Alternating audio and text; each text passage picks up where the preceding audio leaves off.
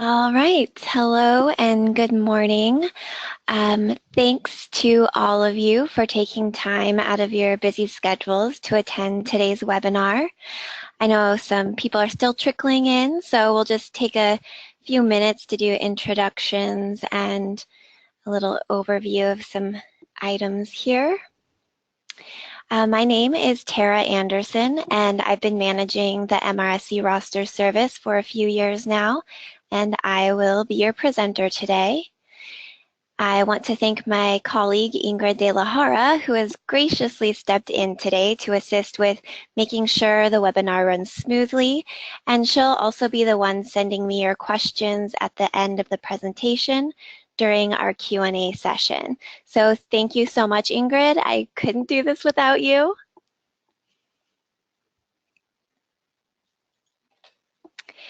And I do want to take a minute to review a few technical notes. So as we are going through the webinar, if you have any technical difficulties, you can call our front desk at 206-625-1300. You'll notice that when you first entered the webinar, a toolbar appeared on the side of your screen. To expand or collapse the toolbar, you can click on the orange arrow. We'll respond to questions at the end of the presentation. So to submit those questions or comments, you can expand the question section, type your question or comment, and then click the send button. We are recording this webinar and it will be available on the website in about a week. I'll also email you a link to the recording so you can share that with your colleagues or others in your office who might find it helpful.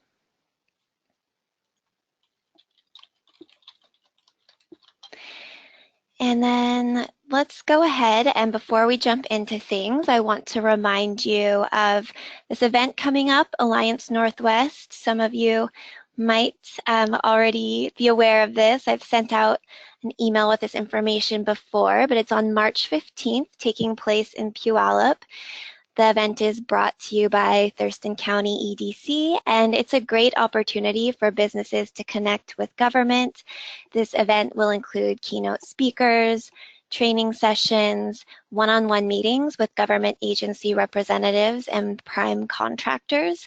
And you can use this discount code on the screen, MRSC 2018 ! For $20 off of your registration. So hopefully I see you all there. And this event is also brought to you by Washington Procurement Technical Assistance Center, known as PTAC. And for those of you who don't know about PTAC, you should know about them. They provide a no-cost assistance to firms interested in selling to government agencies and primes. They have 8 locations across Washington state. So you should visit washingtonptac.org to learn more. You can request appointments with advisors, and you can also check out their calendar of events and workshops. Okay, so let's go over today's agenda. We're going to quickly cover what MRSC rosters is, then we'll talk about the application renewal and editing processes. We'll also go over some application highlights that will center around common questions that I've been getting from business members lately. And I'll also talk about how public agency members search for businesses through MRSC rosters. And at the end, like I mentioned, we'll have time for some questions and answers. So let's go ahead and get started.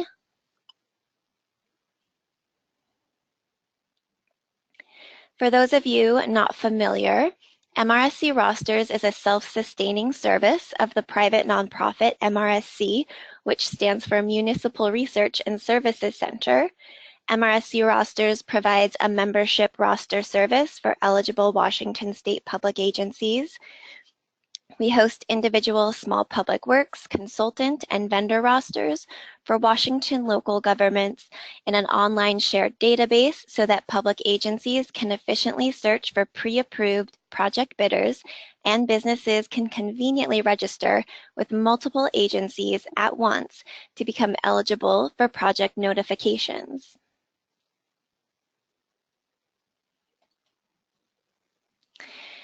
Specifically, as a business member, you have the opportunity to register on local government and small public works consultant and vendor rosters. With one online application, you can register with up to 9 local government agencies for free with a basic application. Note that a small $10 administrative fee applies when you select 10 or more individual agencies as a basic member. And as an enhanced member, you can get listed statewide with all participating agencies for as little as $50. And this fee does depend on business type and business size. More information about how that breaks out can be found on the website under the Business tab. As a registered business, you are eligible for roster job notifications from participating government agencies. So we have been providing this service for a little over 10 years now. And like I mentioned, 517 Washington cities, counties, and special districts like fire districts and school districts across the state use the MRSC roster service, and 20 to 30 new agencies join every year. So that means the opportunities also grow every year. If you want to see an entire list of the participating agencies, you can go to the website and click on the number on the home page. From here, you'll be able to see that there are several agencies in almost every county across the state that use MRSC rosters. And some of these members include Energy Northwest, the City of Everett, King County Library Systems, Pierce County, the City of Spokane, and the list obviously goes on and on. So these 517 public agencies who use MRSC rosters contact businesses signed up on their rosters through MRSC rosters with project opportunities when using a roster contracting process. But what is a roster's contracting process? Let's go ahead and review that really quickly. There are generally two approaches to public works contracting, a full bid process or a roster process, and most Washington local governments have the option to use a roster process instead of a full process for public works projects under $300,000 and for small to medium-sized consultant projects. In the full bid process, an agency would post an advertisement for the specific project and then select a business from the respondents. If an agency chooses to use a roster process, they will not post an advertisement. Instead, they will search their roster by service category and then directly contact registered businesses about the project. If a roster process is used, businesses are required to be registered on the public agency roster at the time of solicitation in order to bid on the project.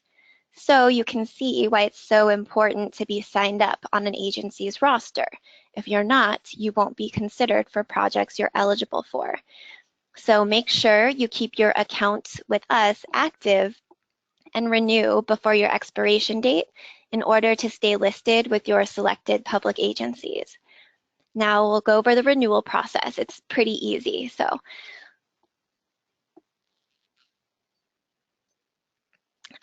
with the renewal, we email you 30, 20, and 10 days prior to your renewal deadline. So you don't have to keep track of one more deadline on your calendar. You just want to make sure that your contact information is good so that we can get those emails to you. During your renewal period, you will be prompted to renew upon logging into your account. All you have to do is click the renewal button, and note that enhanced members can click the quick renewal button to take advantage of the expedited renewal process. After you click your renewal button, confirm that your business information is up to date, and update any old or expired information, you can click the submit renewal and you are good to go for another year. So requiring this renewal once a year just helps our agency members feel confident that the business information they review in the system is accurate and up to date, and it does give you an opportunity to refresh and add information like new certifications, updated statement of qualifications documents, and more relevant project summaries. If your business information changes before your renewal period, that's fine. You can actually edit your application at any time.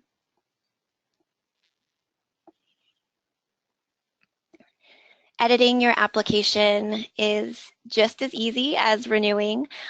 All you have to do is log in to your account, click to edit your application, then click the green edit icon next to the section that you want to update. And here is a quick video. I can get my mouse to cooperate with me.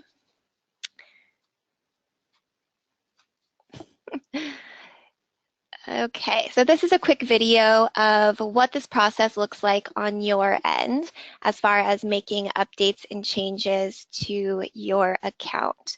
And I want to mention that we do email you whenever new agencies join, whenever new service categories are added, whenever new features are added to the application. So you can rest easy knowing you're not missing out on any updates or deadlines, but again, just make sure that the email contacts are up to date so that we can reach you.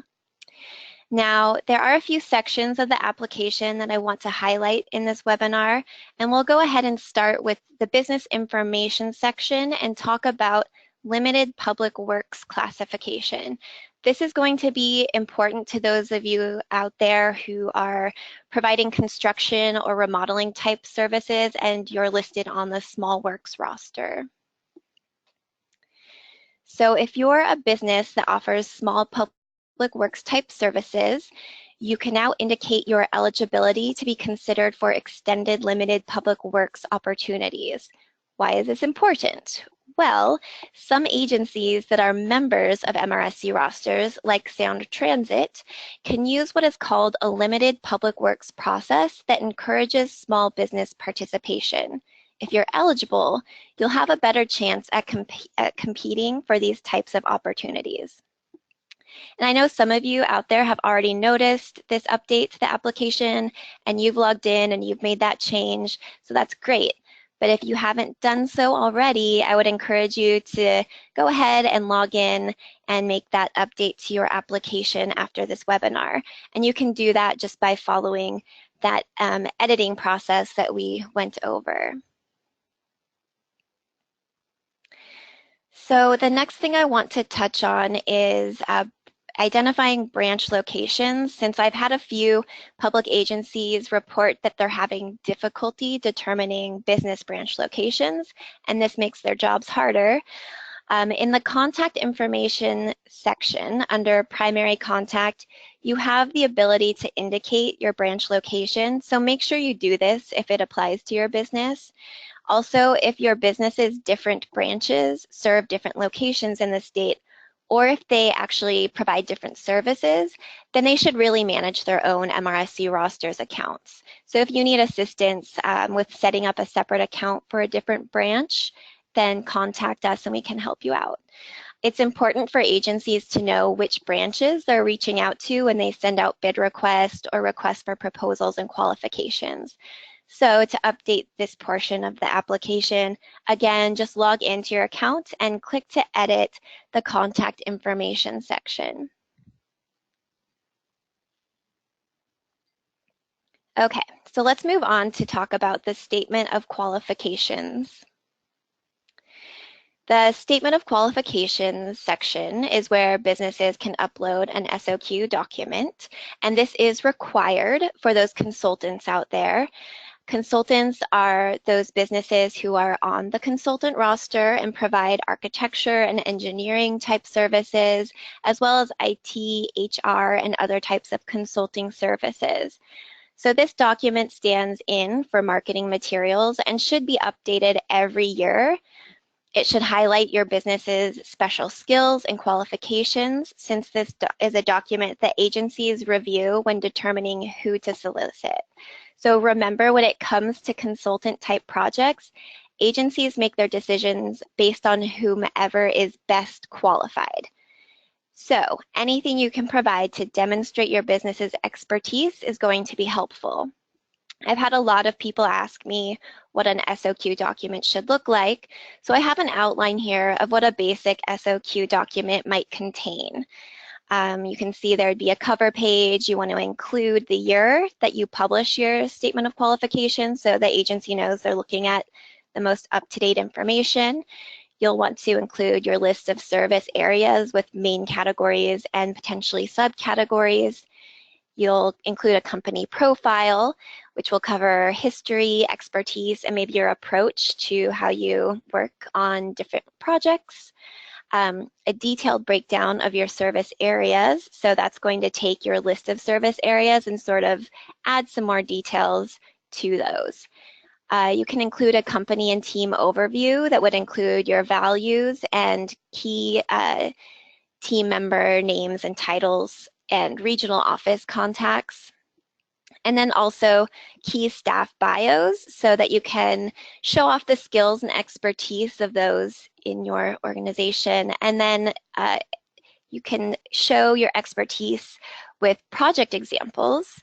And lastly, if you have some kind of safety policy or other important policies that you'd share with agencies, you'd include that.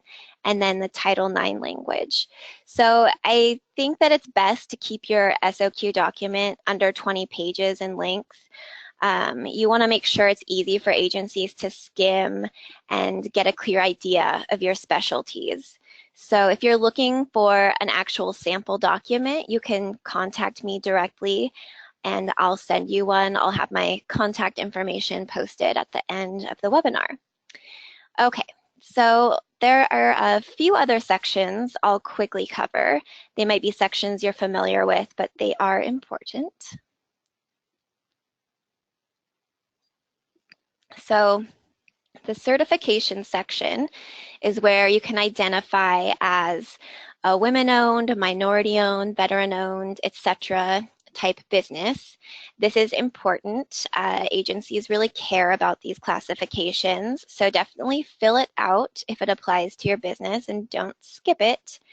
If you are any types of these special businesses, but you have not gotten your official certification number yet, or if you are self-certified, you can actually write self-certified in the field. And then if you do get that official certification number later on, you can update that number at any time.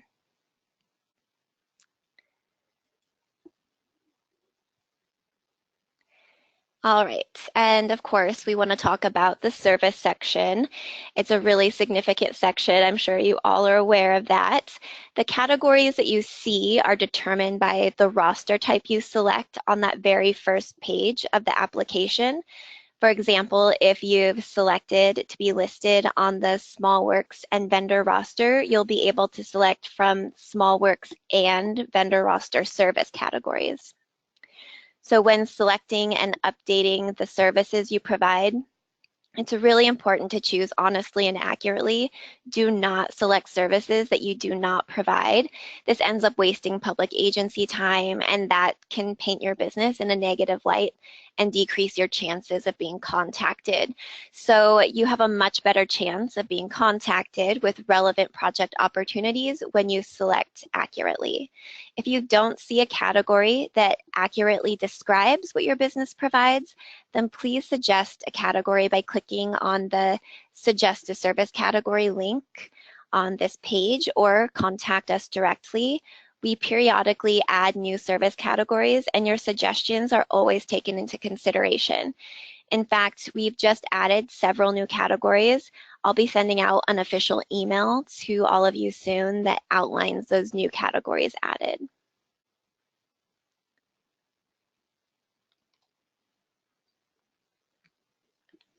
So the last section I want to cover is the Selected Public Agency Roster section. This is where you get to choose which agencies you want to be listed with. As I'm sure many of you are aware, I want to stress that it's important to only select agencies in areas where you are able and willing to work. For example, if you only provide your service in counties within a 150-mile radius of your location, then don't select statewide. Instead, select the agencies in the areas you actually serve. Doing this will improve your chances of being considered for projects you're truly eligible for. Again, if you have different branches serving different regions, then each branch would benefit from managing its own account. And keep in mind that 20 to 30 new agencies join every year. So as new agencies join, it's a good idea to update your agency selections. I mentioned earlier that we do email you when new agencies join, so you're never left out of the loop. And those of you out there who have enhanced membership and have selected to be listed by county grouping or to be listed statewide, you guys all have the benefit of new agencies being automatically added to your application, so you don't have to worry about this periodic upkeep.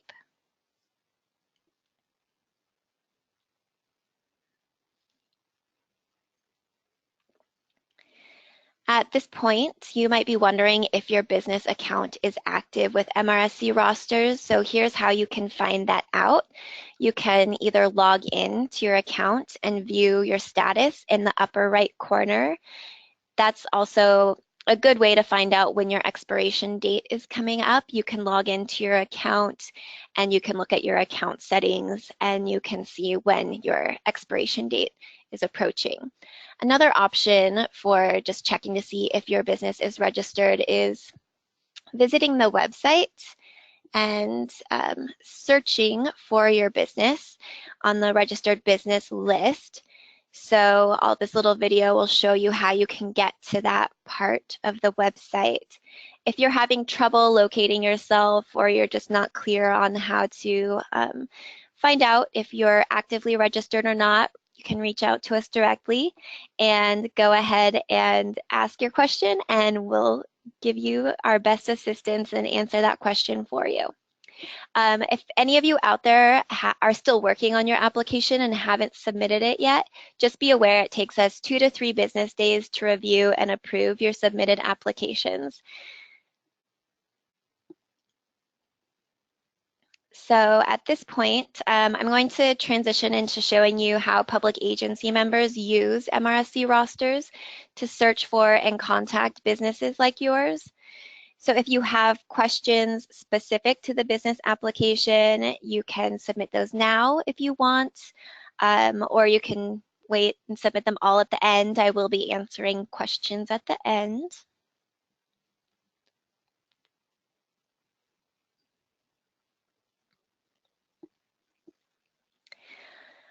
Okay, so some of you might already be familiar with this, but when a public agency member is using a roster contracting process, they will log in to their MRSC rosters account and then select a roster type to search based on the type of project they have going on.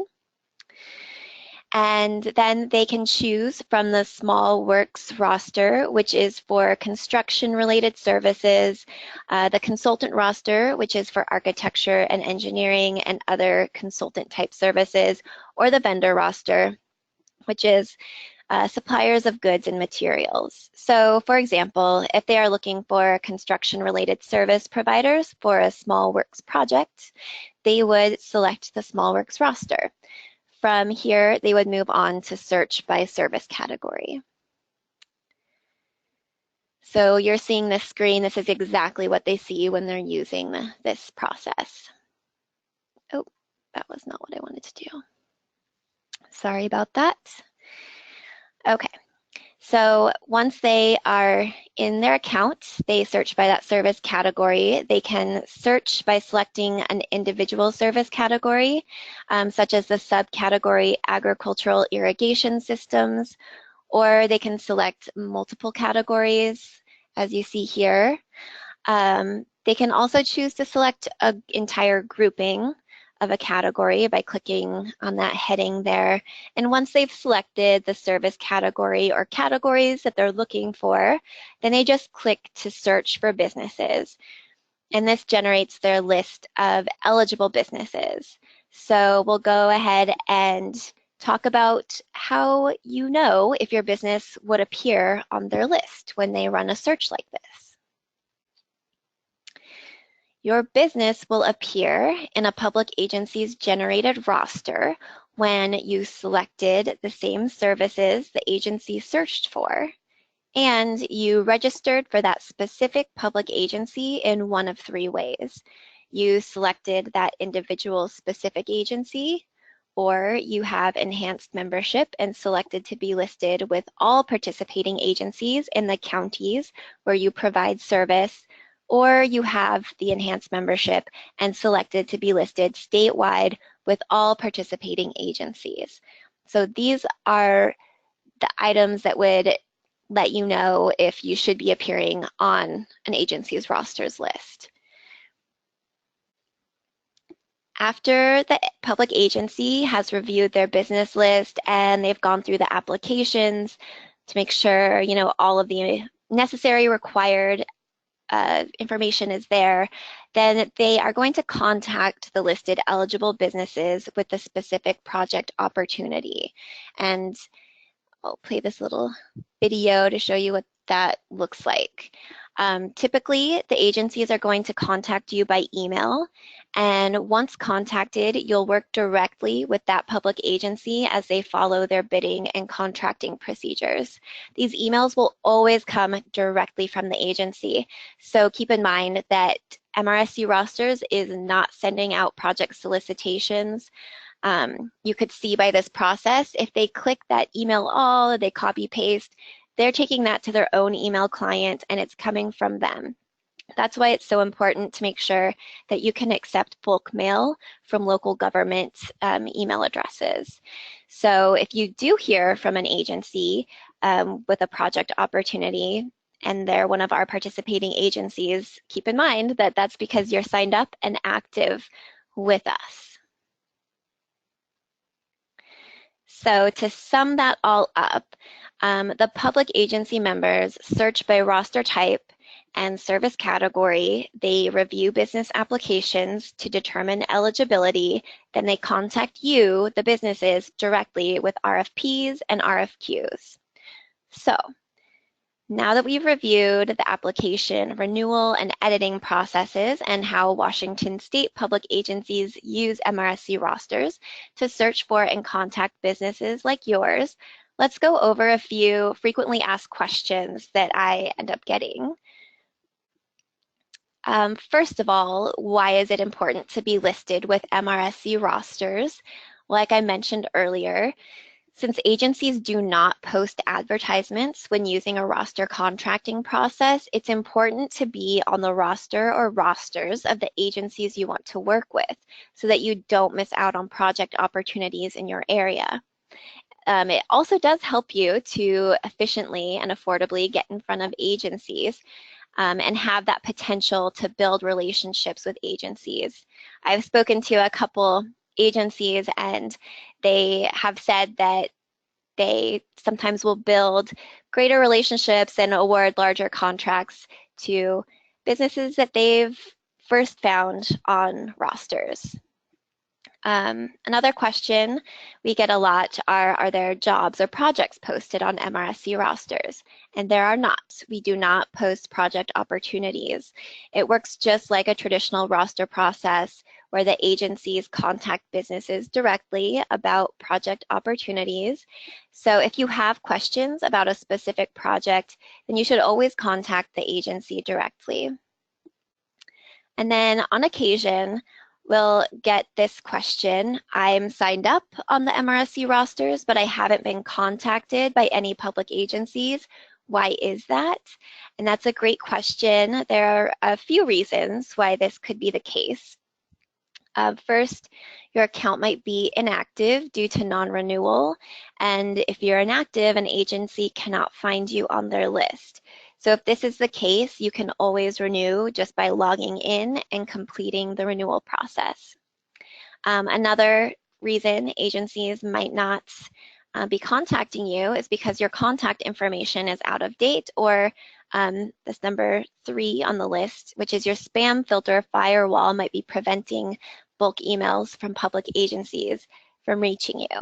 I was actually just assisting the city of Spokane yesterday because they contacted me and they had a list of emails that had been returned as undeliverable because the email address wasn't allowing their email to come through.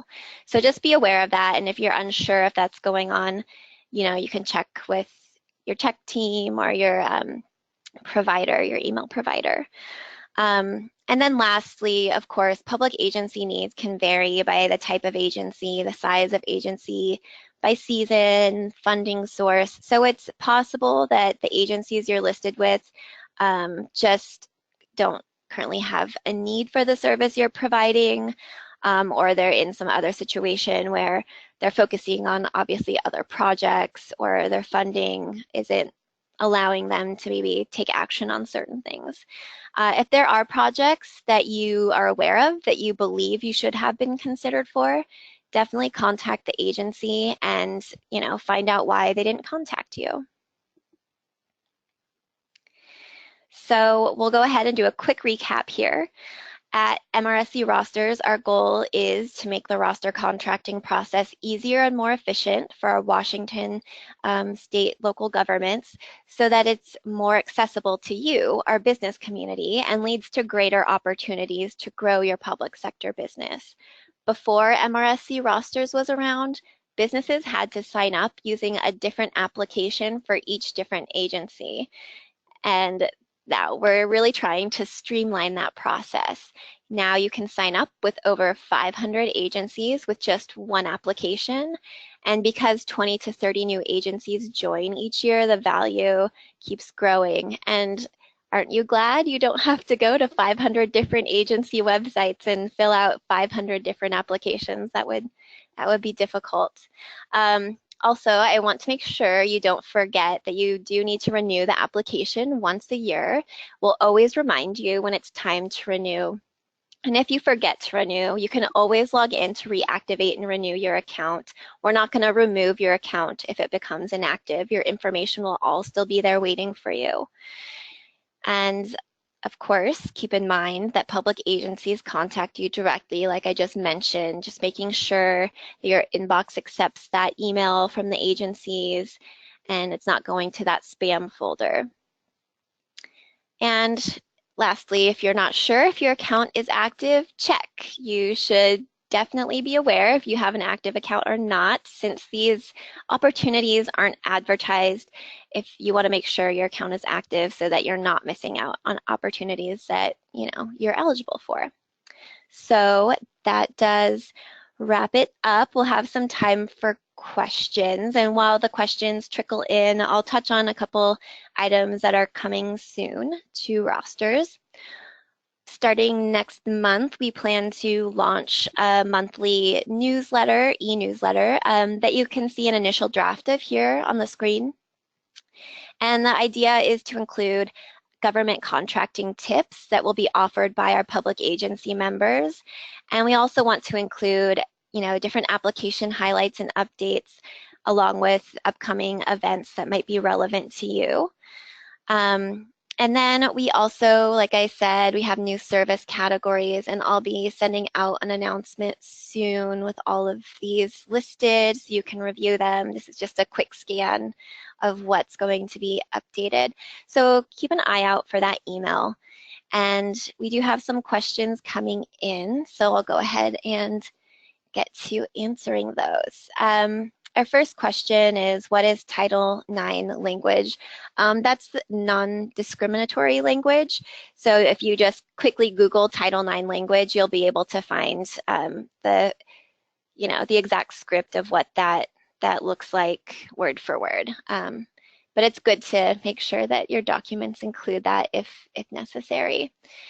Let's see. Another question. How can you add multiple branch locations under the contact information section? Well, in the contact information section, the primary contact can identify his or her branch location. You can add additional contacts, but there's only one primary contact. In those additional contacts, you can indicate the different addresses, or you can, if you want, include the branch location in the secondary contact or tertiary contact's name in the name field. But again, if your different branches are serving different locations, it really does benefit you, but also benefits our agencies to just have a separate account that indicates where you're located. That's just easier to keep them separate in many cases. Another question, how long does it take for updates to an existing application? The updates are immediate. So when you go into your application and click to be listed with another agency or add a new service category, that's immediate. You save that change, and in real time, if an agency is searching for you, they can see that change. Is there an annual fee? If you are an enhanced member or if you are a basic member and you're selecting 10 or more individual agencies, there is an annual fee that's applied during your renewal. If you're just a basic member and you're using the free application, selecting up to 9 different agencies, it's totally free. So you can see the different fee breakdown on the website. Like I mentioned, you would just want to go to the business section of the website and then click on application options on the right-hand side of the page. Another question, on the Public Works roster, can agencies search for actual firms instead of categories and issue their RFPs that way? Well, they can't really. They really are supposed to be searching by service category because the businesses who are actively in our system are considered at least initially eligible by the basic requirements and therefore should at least be initially considered, which is why we have it set up the way we do.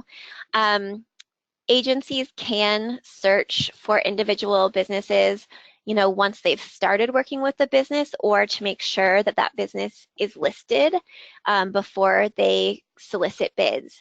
And to do that, they log into their account. They can do a search by business name. And if the business is listed with them, they can click on that business name and review the application in total. I hope that answers your question. But if it doesn't, feel free to follow up with me. My email address is on the screen here. Another question, what is error and omissions insurance, and can agencies still view us if we don't have it? Errors and omissions insurance is, you know, just another type of insurance that some agencies require. We can look at well, there's an eligibility requirement section on the website, so I don't have it 100% memorized, but I'm happy to point you there once the webinar is over if you want to email me with that question. But you don't have to have it for agencies to still view you. It's not something that's going to prevent you from showing up on their list. And also, if an agency, you know, is submitting a bid and sending that out to you, they're going to typically include their requirements. So they may or may not include that they're requiring that. But that typically is going to depend on the type of work that you're doing. Okay. Question 9, will the presentation be available for download? Yes, we will be sending out a link to the recording of this webinar shortly, and it will be posted on the website as well. So you can be on the lookout for that email from me. Another question, does MRSC give training to agencies on the most effective and efficient ways of using the Public Works roster? Yes, so we give 2 webinars a year training agencies and new employees of agencies on how to use MRSC rosters and, you know, giving them tips on best practices and that kind of thing. And we also provide any kind of individual support agencies might need as far as getting their business community on board and using the roster to the I guess, best practice. Let's see. Does the statement of qualifications need to be complete, or is it possible to add it in steps, allowing it to become active only when complete? Well, the statement of qualifications section is just, I guess, just gives you the ability to upload a single document. So you don't add and come back, really, you just have one single document. I would suggest that if you are currently working on your SOQ, just to have a placeholder document there for now that is essentially maybe a resume or a brochure or pamphlet that expresses your business's qualifications and skills, and then work on getting that SOQ document in good shape and uploading that once you have it complete. Another question, will the MRSC eventually increase the amount of projects for currently allowed to be shown on a member profile? Well, that's a great question. You know, there used to be fewer than that, actually. We added additional fields, so now there are 4 that you can add. The thing is that agencies, when they're reviewing the applications, they want to see what is the most valuable, the most relevant, and they're not necessarily interested in reading a whole bunch of different project summaries. They want to see a few that really exemplify the business's ability. So it's good to just keep it to a narrow selection. If you feel the need to include more details about projects, there is that option to upload documents to the project summaries. And then if you're, for example, a small works company out there and you're doing construction and you're wanting to include even more information, the statement of qualifications is another document where you can include relevant project summaries and outline, you know, how your skill set has allowed you to be successful. So let's see. Another question, is the fee for choosing over 9 agencies in addition to the membership fee? No. So again, to reiterate, basic membership is free, and you can select up to 9 different agencies with basic membership for free. As a basic member, if you select 10 or more different agencies, there's a small $10 administrative fee that is applied, which just keeps us able to provide this service. If you're an enhanced member, you're not paying that administrative fee. That's removed from your membership fee. You have other benefits as an enhanced member, and you are paying an annual fee, but that's based on your type of business and business size. Let's see. Can businesses view other businesses' SOQs and contact information? No. That information is only visible to the agencies, so there is no issue with that. We have considered giving an option to primes and subs to allow to contact each other or share information if they have, you know, if a prime contractor needs some subs, but that's still just in the idea phase. And if anything happens with that, we'll be reaching out to you guys for feedback. Let's see. Does it make sense to list several SOQs, each highlighting a type of work, sewer work or water work or environmental? Does this give us more visibility for the agencies? I would say in your SOQ, you would want to highlight those specialties. That's where you would be able to demonstrate your focuses. And I think that you can get that covered in one document. If you want to see the sample, I think the sample document I have could sort of shed some light on how to structure that. Okay, and then we'll just answer this one last question. How does one decide which to select, service, vendor, consultant? If in doubt, would we select all so as not to be missed on an opportunity? You don't want to select them all if it doesn't apply to you, just because it's important to be accurate. And it's pretty clear in the application itself. It will outline which rosters are for which types of businesses. So small works is construction, remodeling type services. Consultant is for architecture and engineers primarily, and then other personnel consulting type services.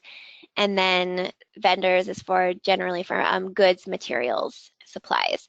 And if you're unclear still, you can contact me directly. I can help, or you can go ahead and look at the service categories that are listed. We have those all listed on the website. And if you look at those, you'll probably be able to see, oh, hey, I provide lumber. Like, I'm a lumber supplier. That's all I do. I should be on the vendor roster. So that might help to just sort of clarify things. And I'm just going to answer one last question here since we're running out of time. And then if you have any follow-up questions, please just email me directly. This last question is, if a member is self-classified as a consultant, but there is a subcategory service under small works that member also provides, would it be better to suggest a new subcategory to be added to the consultant roster section, or update your member profile to include small works? I would say it's better to just suggest a service category, because small works really is specifically for construction, remodeling type work, and that requires workers' comp and contractor's license. And if you're not, if you don't have those qualifications, you do not want to select to be listed on the small works roster. So just suggest a service category, and I'm happy to consider it. And we do update those periodically. Usually quarterly. So you have a good chance of it getting added, or we'll point you in a direction that will work for a category that will describe what you do. So that's about wraps it up. If you have more questions, please email me directly to follow up. I hope that what we've reviewed today has been helpful, and thank you so much for attending this webinar. Enjoy the rest of your day. Take the quick survey at the end so we can get your feedback. Really appreciate it. And thanks again to Ingrid for all of her assistance.